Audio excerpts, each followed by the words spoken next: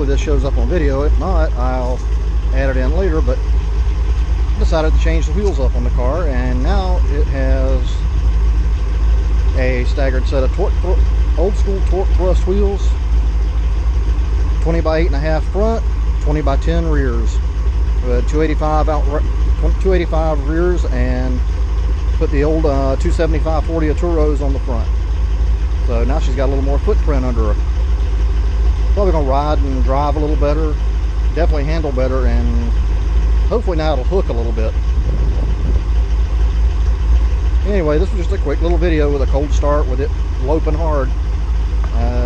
Stay tuned for more videos, and hopefully we'll get a dyno day here soon. Got to get a few more miles on the motor and we'll be ready to go. But thanks very much for watching, and hope you have a good one.